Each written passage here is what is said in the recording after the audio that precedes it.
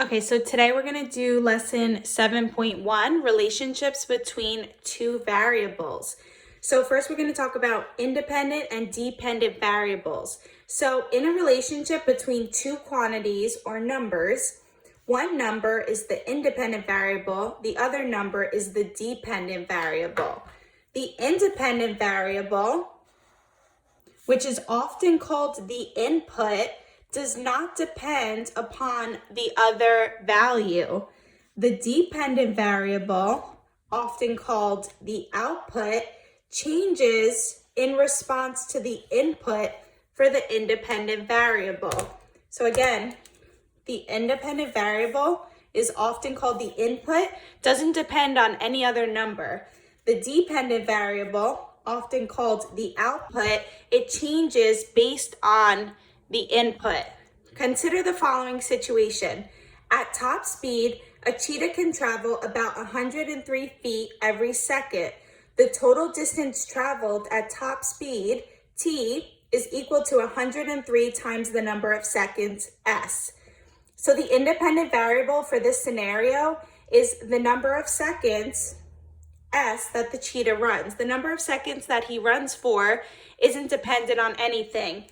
The dependent variable, which is the total distance that he travels, which the problem labels as t, is dependent because the distance that he travels is dependent on how many seconds that he's running for.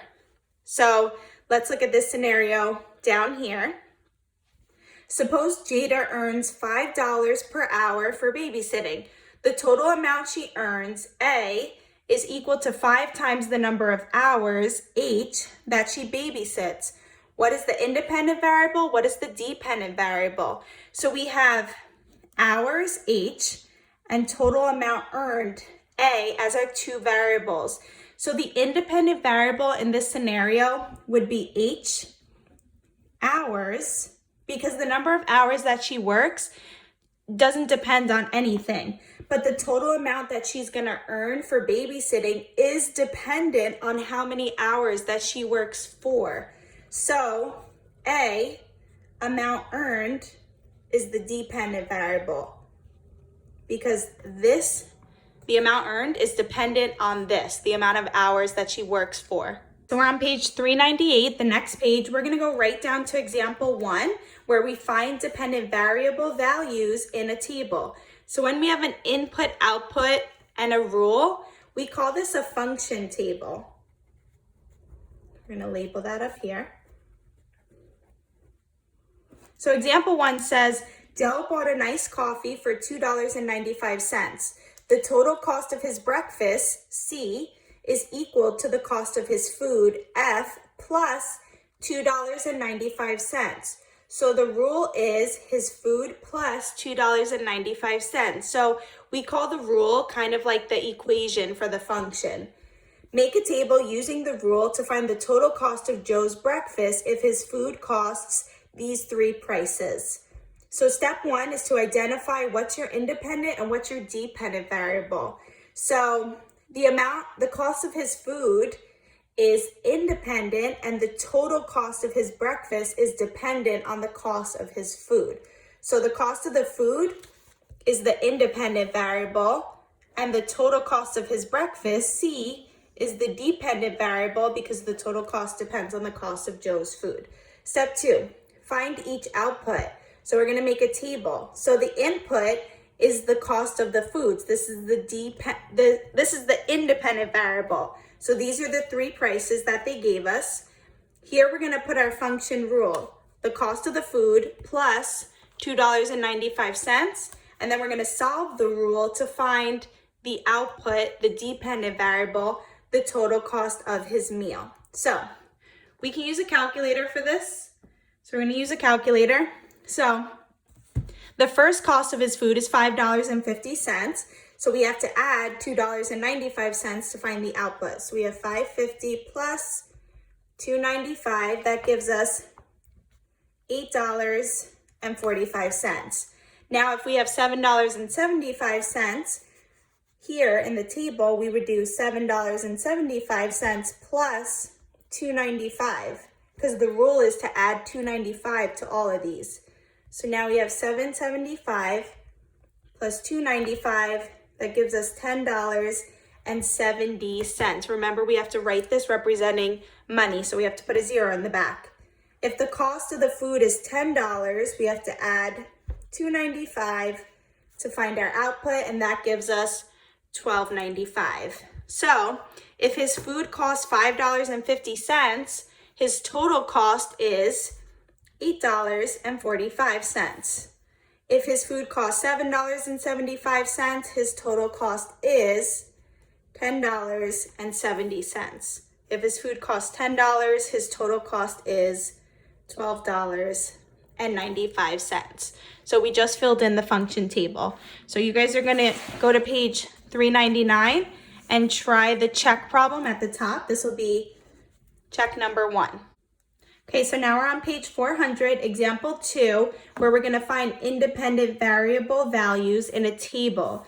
Each small pizza at the local pizza shop costs $6.75. The total cost C of P small pizzas is equal to 6.75 times P, so that means multiplication. Make a table to find the total number of small pizzas purchased if the total cost is this price, or this price. Step 1, identify the independent and dependent variables. So the number of pizzas, P, is the input or the independent variable. The total cost of the pizza, C, is the output or dependent variable. So the total cost is based on the number of pizzas that you buy. The total cost is 6.75 times P, so the rule is 6.75 P. Remember that we could show multiplication by just putting a number and letter next to each other. Step 2, find each input. So for this function table, we have the output and we know the rule, but we don't have the inputs. So for this one, we have to work backwards. So we have to use inverse operations like we did in the last chapter. So we know the rule is 6.75 P and our first output is 1350. So we could do 6.7 P and set it equal to the first output, $13.50. So when we have the output, we're going to set our rule equal to each output and then solve for P using inverse operations. So in this one, P is being multiplied by 6.75. So we have to do the inverse and divide both sides by 6.75. This cancels out and we get P equals, again, we can use a calculator for this.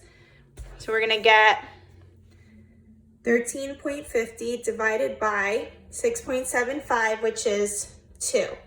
So for our table, we have our first input is 2.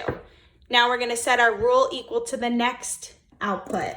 6.75 P equals $27, which is our next output.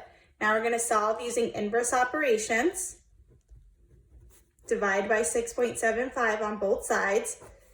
P equals, so now we have 27 divided by 6.75, that gives us 4. So our next input is 4. Last one, we have 6.75 P equal to our last output, $33.75. Divide both sides by 6.75. So we have 33.75 divided by 6.75, and that gives us 5. So don't always assume that it's going to be 2, 4, 6. Make sure you actually solve it out because it might not always be a pattern. So now we got to plug in our rule and check that we got the right answer. So 6.75 times, instead of P, we're going to do 2. And we have to check that that gives us 13.50. And that does. So that one's right. Then for the next one, we have 6.75 times 4. And we want to check that that gives us 27. And it does. And then the last one, 6.75 times 5. we want to check that that gives us $33.75, and it does. So that means all of our inputs are right. So again, when you're given the outputs, you use inverse operations to find the inputs. But when you're given the inputs, you just plug your input in for the function rule, solve it to find your output. So last thing is you guys are going to try this check problem at the bottom of page 400.